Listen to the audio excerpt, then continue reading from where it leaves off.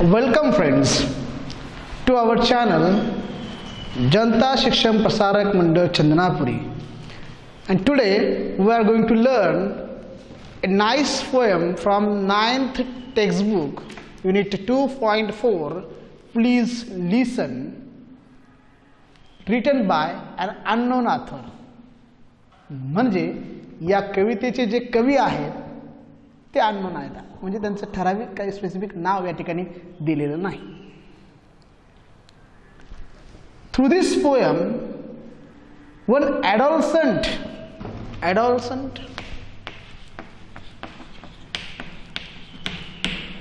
boy or girl is speaking to us. Adolescent means कुमारवयीन, किशोरवयीन, वय वर्ष 14 ते 19 दरम्यानचा एक मुलगा किंवा मुलगी आपल्याशी संवाद साधत आहे, किंवा आपल्याशी संवाद म्हणजे आपल्याला काहीतरी सांगत आहे. He or she is sharing something that happen in his or her life. त्याच्या जीवनामध्ये घडलेले जे काही घडलेले जे काही प्रसंग आहेत ते इथं तो सांगण्याचा प्रयत्न करत आहे. अजून या ठिकाणी मला असं सांगावंसं वाटतं की through this poem a speaker is speaking with his father. बोलणारा जो काही स्पीकर आहे, जो हे कथन करतोय, तो आपल्या वडिलांशी काहीतरी बोलतो आहे, संवाद साधतो आहे. कशा बाबतीतला तो संवाद आहे, what request he made to his or her parent, आणि तो जो काही बोलतो आहे, whatever he is saying, how much that is important for him or her, त्याच्यासाठी किंवा तिच्यासाठी म्हणजे स्पीकरसाठी ते कितपत महत्त्वाचं आहे त्याचं सांगणं, त्याच्या वडिलांना जे काही सांगतो आहे, जी काही विनंती हा स्पीकर या कवितेतून करत आहे ते किती गरजेचं आहे, आणि त्याच्या वडिलांनी ते किती आत्मीयतेने खरोखर महत्त्वपूर्ण असं समजून त्याला रिॲक्ट व्हावं, त्याला प्रतिक्रिया द्याव्यात, किंवा तसं जो मुलगा किंवा मुलगी आपल्याला सांगत आहे तसं वागावं, हे त्याच्या दृष्टीने खूप गरजेचं आहे. ते आपल्याला या कवितेतून तो मुलगा किंवा ती मुलगी, तो स्पीकर इथे सांगण्याचा प्रयत्न करत आहे.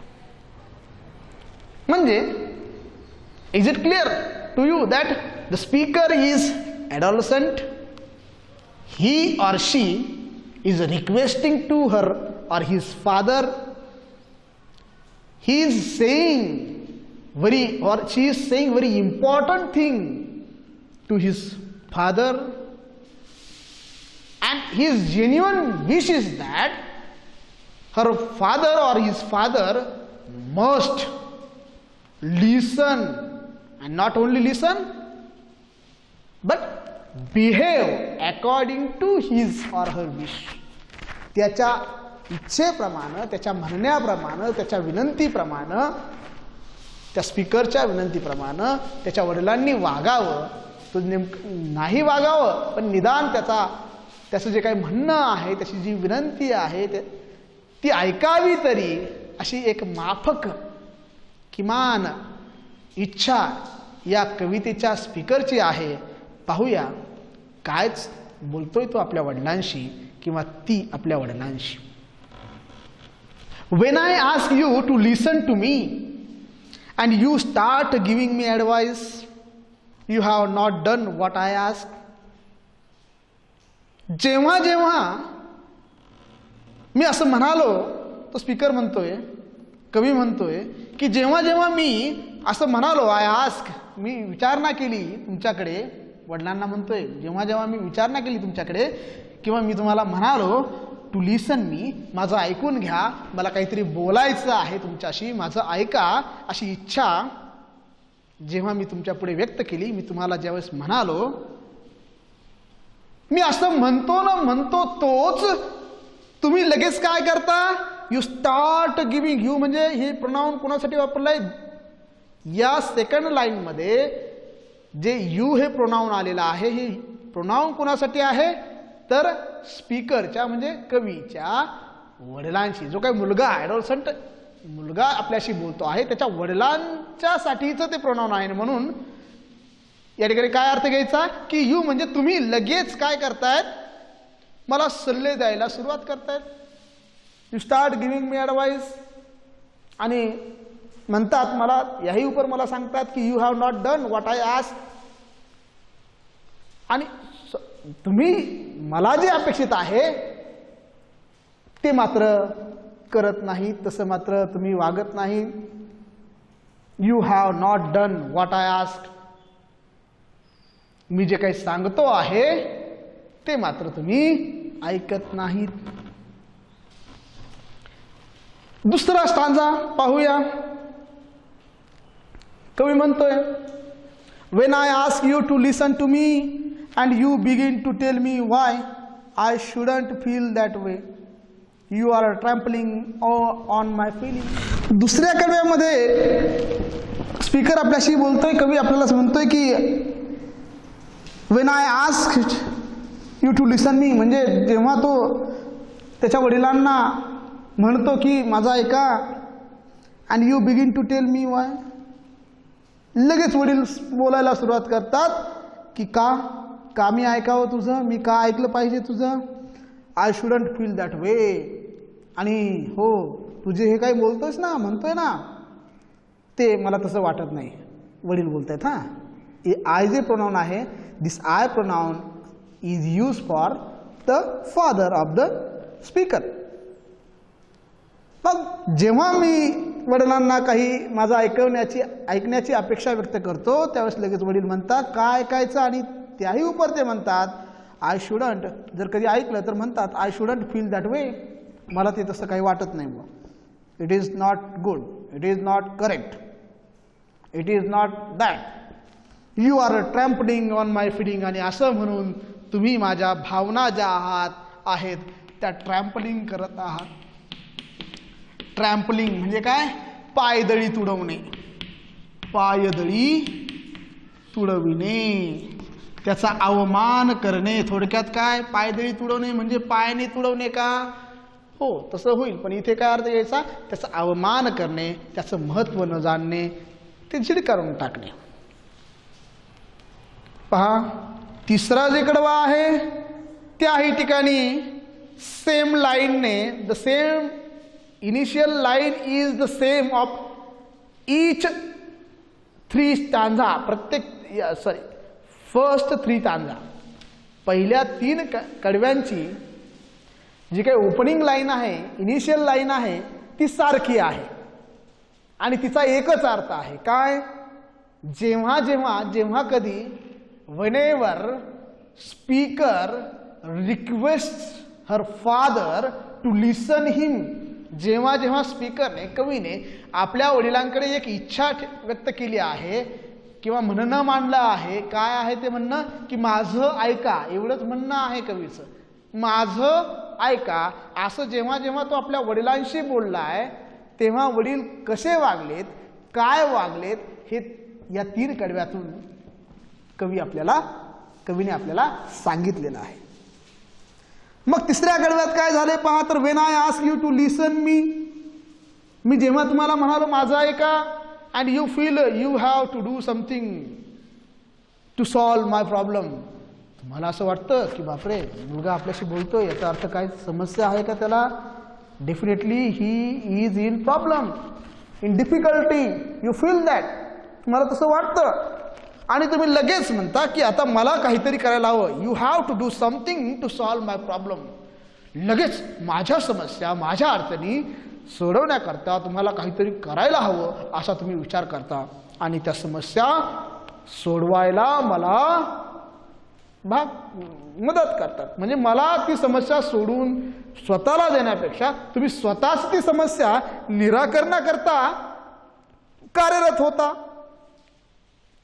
आणि असं केल्यामुळे तुम्ही त्या डिफिकल्टीज ते प्रॉब्लेम स्वतः सोडविल्यामुळे त्याचं निवारण स्वतः केल्यामुळे मला मात्र तुम्ही अपंग बनवतायत. थोडक्यात मला तसं सक्षम, त्या समस्या सोडवण्याकरता सक्षम मी आहे की नाही, समस्या सोडवू शकतो की नाही याचा विचार न करता तुम्ही directly what ever problem I face ते सोडवण्याकरता तुम्ही कार्यरत होता आणि त्यामुळे यू हॅव फेल मी. तुम्ही मला कमजोर बनवत आहात. तुम्ही मला तुम्ही म्हणतात फेल या शब्दाचा आपल्याला एक अर्थ माहिती आहे, कोणता? नापास.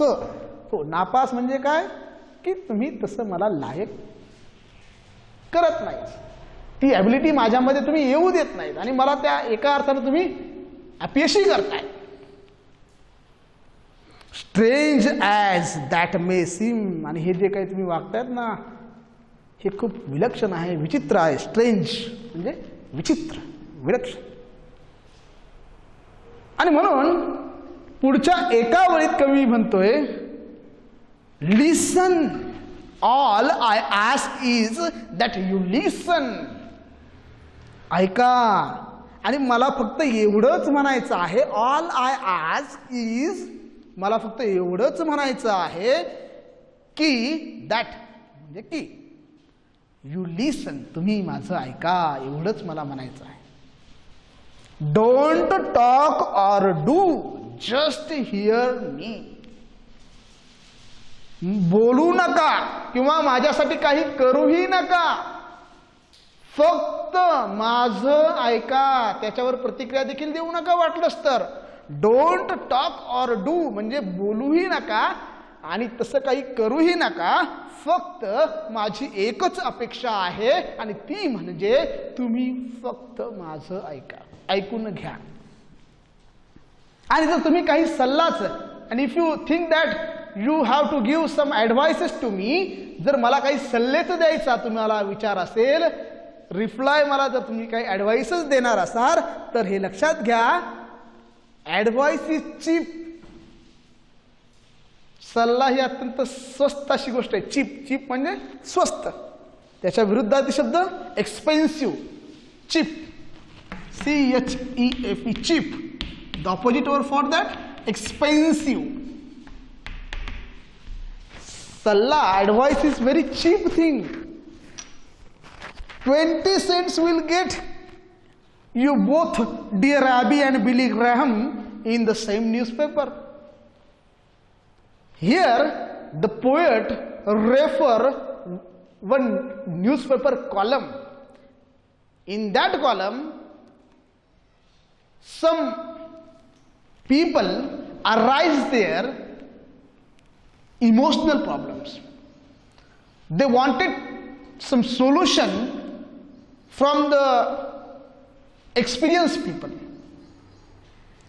and that is why those people wrote their emotional problem to the editor of the newspaper, and on that problem, through that newspaper, editor replies to those people. अशा प्रकारचं एक सदर अनेक न्यूजपेपरमध्ये, वर्तमानपत्रांमध्ये पूर्वी छापून यायचे, आताही छापून येतं. सवाल तुमचे, उत्तरं आमची. आणि अशाच प्रकारचं एक सदर त्यावेळच्या एका न्यूजपेपरमध्ये छापून यायचं. त्याचं नाव होतं dear Abby and Billy Graham. ही जे काही तज्ज्ञ लोक होती ती त्या पेपरमधून त्या समस्यांवर उपाय सुचवायची, त्यांना सल्लामसलत करायची, काउन्सिलिंग करायचं, असं सल्ला त्या ठिकाणी आणि त्याचं म्हणजे प्रश्न आणि त्याचं उत्तर, थोडक्यात म्हणजे समस्या आणि त्यावरचा उपाय त्या पेपरमध्ये छापून यायचा. आणि त्याकरता फक्त 20 पैसे, सेंट या शब्दाचा अर्थ तसा पाहिला तर व्हॉट इज सेंट, 20 सेंट्स म्हटलंय. सेंट्स म्हणजे सेंट्स मीन 100th पार्ट, म्हणजे 100वा हिस्सा. डॉलरचा, डॉलर असेल, रुपया असेल, त्याचा 100वा भाग म्हणजे पैसा. किती कमी, म्हणजे 100, 1 रुपया जर समजा 1 rupees is equal to how many paisa, 100 पैसा. 1 रुपयामध्ये किती पैसे आहेत? 100 पैसे. म्हणजे त्यातला 100वा भाग काय? 1 पैसा. तसं $1 जी काही किंमत आहे त्या $1 किमतीचा 100वा भाग म्हणजे 1 सेंट. सो अशा 20 पैशात, कवडी मोल भावात, अगदी न्यूजपेपरमध्ये आपल्या समस्या आणि त्यावर उपाय छापून येतात. आणि म्हणून माझ्या दृष्टीने तुम्ही जे देतात ना सर्व काही ॲडवाइस, ते कसे आहेत?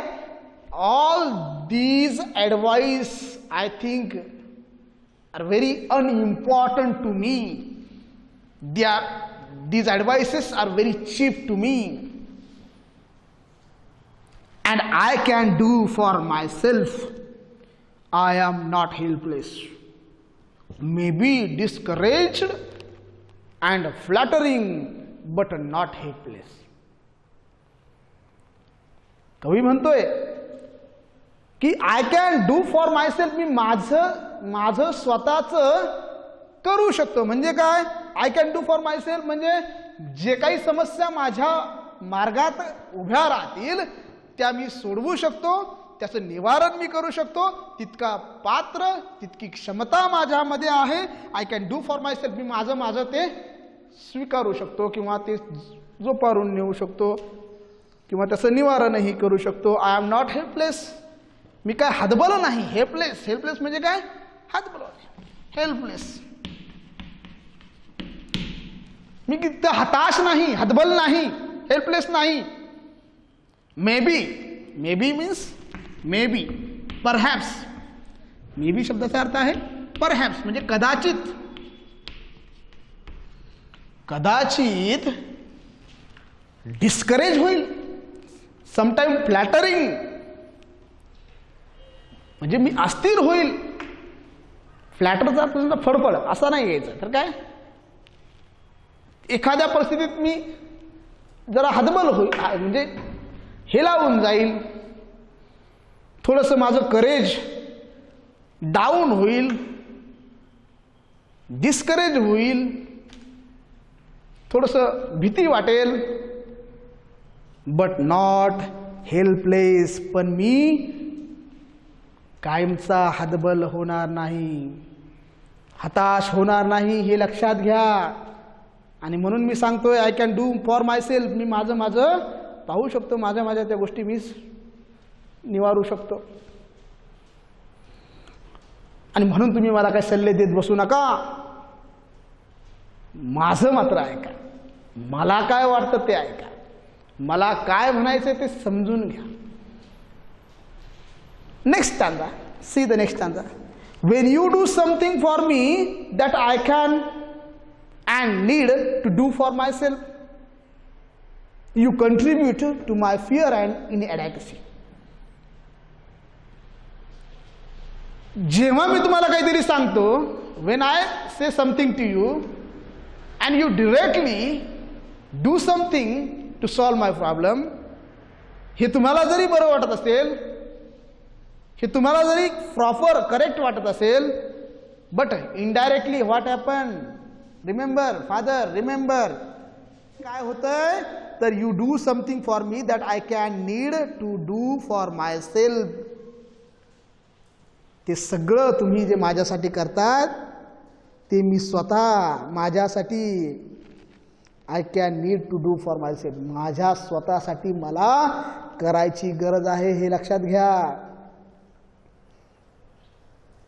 आणि तुम्ही तसं मला करू न दिल्यामुळे आणि डिरेक्टली तुम्ही ते माझ्यासाठी रेडी करून दिल्यामुळे, Wien you do something for मी, होतंय काय? दुसरं तिसरं काही नाही होत. तर काय होतंय? तर तुम्ही you contribute to my fear and inadequacy. तुम्ही माझ्या मनातली भीती जी आहे ना, त्या भीतीमध्ये तुमचं योगदान देतायत. म्हणजे माझ्या मनामध्ये त्या प्रतिकूल परिस्थितीमध्ये जी भीती निर्माण होते, ती भीती अजून वाढवण्यात तुम्ही योगदान करतायत. ती भीती तुमच्यामुळे असं वागण्यामुळे अजून वाढते. माझी इनॲडॅक्युसी, मी कसा अपुरा आहे किंवा अधुरा आहे, इनॲडॅक्युसी, इनॲडॅक्वेट म्हणजे अपुरेपणा. मी कसा अधुरा आहे, मी अधुरा आहे म्हणजे काय, मी ते करू शकत नाही, कुणाच्या तरी सहाय्याशिवाय मला ते शक्य नाही, हेच तुम्ही तुमच्या कृतीतून दाखवून देत आहात. आणि त्यामुळे माझी भीती वाढते.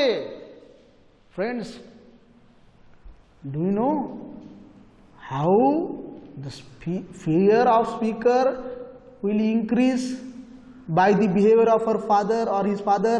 त्याच्या वडिलांच्या वर्तनातून त्याची भीती कशी वाढेल बा? हा प्रश्न मलाही पडला, तुम्हालाही पडला असेल कदाचित, की वडील तर त्याची समस्या दूर करण्याकरताच, त्याला आपल्या मुलाला त्रास होऊ नये म्हणूनच काहीतरी करतात आणि ते निवारून टाकतात, ती समस्या सोडवतात. आणि एवढं सगळं रेडीमेड होतंय. तुम्ही म्हणाल काय वेडा मुलगा आहे की तो? हां, वडील इतकं सगळं करतायत त्यासाठी काय ऐकून घ्या काय चाललंय याचं. वडील एवढं सगळं याच्यासाठी करतायत आणि हा म्हणतो मला करू द्या, तू इतका शहाणा झालास का? आणि वरत म्हणतो भीती कशी वाढवेल, माझी भीती वाढवाल, माझ्या भीतीमध्ये योगदान द्याल. असं का म्हणाला?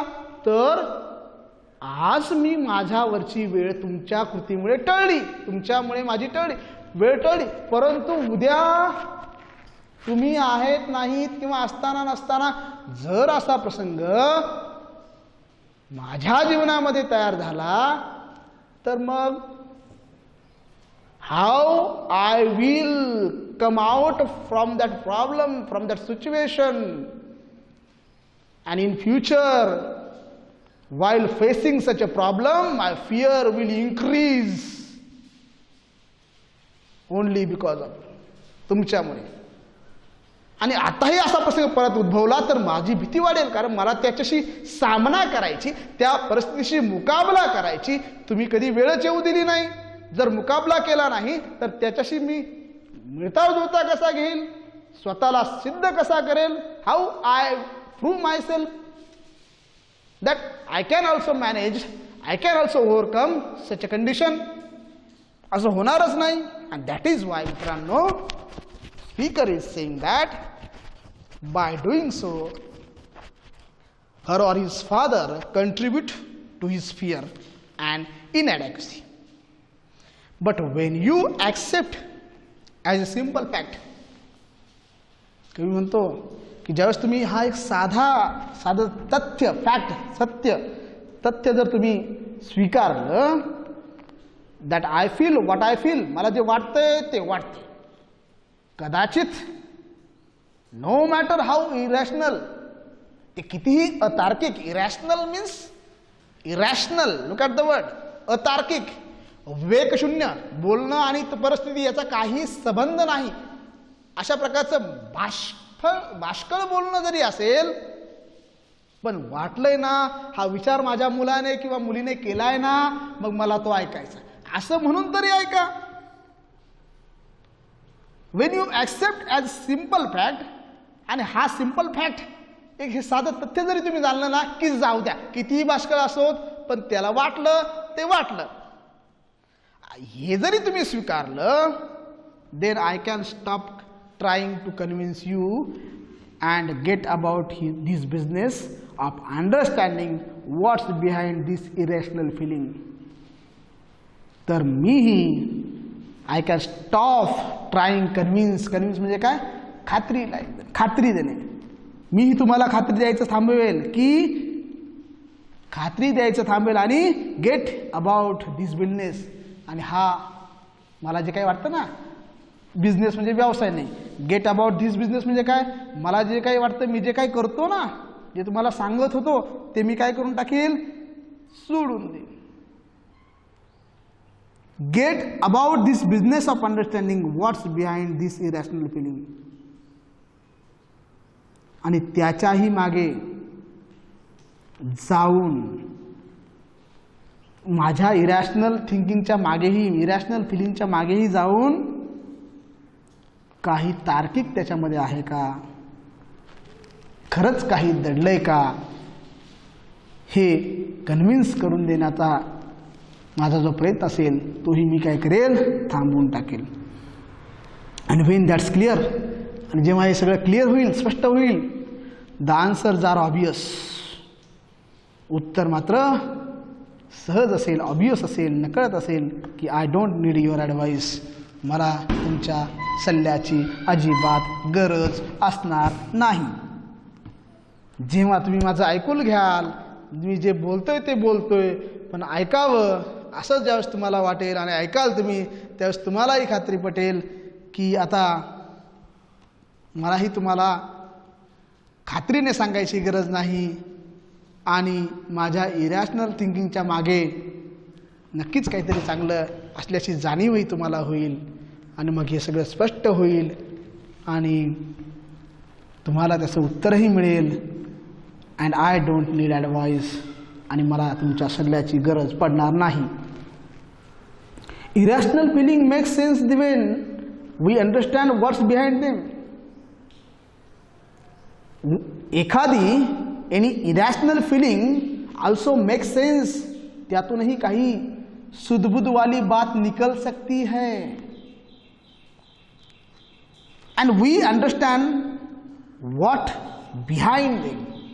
आणि उस बेवजह बातों के पीछे, उसके ही पीछे कुछ तो छुपा है और बहुत सूझबूझ वाला है, असं काहीतरी नक्कीच आहे याची जाणीव वी अंडरस्टँड. तुम्हाला समजेल की त्याच्याही मागे काहीतरी सेन्सवाली बात असणार आहे. इरॅशनल गोष्टीच्या मागेही काही सेन्स दडलेला असेल हे तुम्हाला समजेल, हे आपल्याला समजेल. Perhaps that's why prayer works. आणि म्हणून तर प्रार्थना काम करते. दुआ अपना काम करती है असं कवीला म्हणायचे. प्रेयर प्रार्थना, दुआ कोणाच्या तरी साठी केलेली प्रार्थना, कोणाची तरी म्हणजे देवाची केलेली प्रार्थना. आपण प्रार्थना करतो, oh God please bless me this, bless me that, favour me this, favour me that, I am in so difficulty, please overcome my difficulties, my problems. Such a prayer we often made to God. And कवी सांगतोय की perhaps कदाचित अशा ज्या काही prayer आहेत त्या प्रार्थना कामी येतात. कधी कधी प्रार्थना कामी येतात फॉर सम पीपल, काही लोकांच्या. कारण सगळ्याच लोकांच्या प्रार्थना पूर्ण होत नाही, पण काही लोकांच्या प्रार्थना कामी येतात. असं होतं कारण गॉड इज म्यूट. त्याचं दुसरं उत्तर नाही. परमेश्वर स्वतः येऊन काही त्यांना मदत करत नाही. चल रे बच्चा, चल मी तुला या संकटातून बाहेर काढतो. God do not do any direct thing to that person who is praying, but he is on mute mode. तो निस्तब्ध असतो, काहीही बोलत नाही, काहीही सांगत नाही. प्रत्यक्ष तोंडी सल्ला, ओरल मेसेजही देत नाही. And he doesn't give advice or try to fix the thing. किंवा तो सल्लाही देत नाही आणि try to fix the thing means काही गोष्टी मॅनेजही करून ठेवत नाही की ज्यामुळे सहज तो त्या प्रसंगातून बाहेर येईल, त्या समस्येतून बाहेर येईल. अशा गोष्टी फिक्स म्हणजे मॅनेजही तो करत नाही. तो केवळ शांत असतो, स्तब्ध असतो, कृतीयुक्त काही करत नाही. आणि म्हणून काहीतरी करण्याची संधी जो प्रेइंग करत असतो, जो प्रार्थना करत असतो, त्या व्यक्तीलाच काहीतरी करायची गरज भासते, काहीतरी करायची वेळ येते. आणि म्हणून त्या गोष्टी तो करतो. समस्या सोडवण्यासाठी, त्या प्रसंगातून बाहेर येण्याकरता काहीतरी तो व्यक्ती करतो. आणि म्हणून त्या प्रार्थना कामी येतात, प्रार्थना फळाला येतात. त्याच्या जीवनातले ते प्रसंग आहेत, वाईट प्रसंग आहेत, क्लेशदायक प्रसंग आहेत, त्यातून तो बाहेर येतो. याचं एकमेव कारण असं आहे बाप्पा की देव तिथे त्याला प्रत्यक्षात काही मदत करत नाही, सल्ले देत नाही. देव फक्त ऐकून घेतो आणि काम मात्र ज्या प्रार्थना करणाऱ्या व्यक्ती आहेत त्याच करतात, त्याच धडपडतात आणि प्रसंगातून बाहेर येतात. Very nice imagination made by the poet. God just listen and let you work. God just listen and let you work it out for your self. देव फक्त ऐकतो आणि तुम्हालाच काम करायला लावतो, जेणेकरून तुम्ही त्या प्रसंगातून make it out of your self, तुम्ही स्वतःच बाहेर याल, असं काम तुम्हाला करायला लावतो. आणि फक्त तुमचं ऐकतो आणि काम मात्र तुम्हालाच करायला भाग पडतो. म्हणून आणि म्हणून and so that only that people who are afraid come out of the difficulties. आणि म्हणून so that poet said that prayers works sometime. या अर्थानं त्या प्रार्थना फळाला येतात. आणि म्हणून मी तुम्हाला आता हे सगळं सांगितलंय. देवाची भूमिका ही सांगितली. आणि म्हणून माझा एकमेव माझं म्हणणं आहे, the only unique request is mine that please listen. So please listen. म्हणून तुम्ही फक्त ऐका. And just hear me. फक्त माझं ऐका. And if you want to talk, आणि जर एवढं माझं ऐकून तुम्हाला जर बोलायचं असेल ना मला रिप्लाय प्रतिसाद द्यायचा असेल, बोलायचं असेल माझ्याशी, तर वेट ए मिनिट. एक मिनिटभर थांबा, एक क्षणभर थांबा. Wait a minute for your turn. आपकी भी बारी आएगी. माझं बोलून झालं ना, तुमची वेळ येण्यापर्यंत, माझं बोलून झाल्यानंतर तुमची बोलायची वेळ, तेव्हा तुम्ही बोला. पण कधी तुमची पाळी? माझं बोलणं संपल्यानंतर. And if you want to talk, wait a minute for your turn and I will listen to you. आणि मग मात्र मी तुमचं नक्की ऐकेल. पण कधी? When my saying is finish. तेव्हाच माझं बोलणं संपेल, तेव्हाच तुम्ही मला काय सांगायचं आहे, काय बोलायचं आहे ते बोलू शकता. In this way poet or speaker requests his or her father to listen him. I hope you understand this poem very well.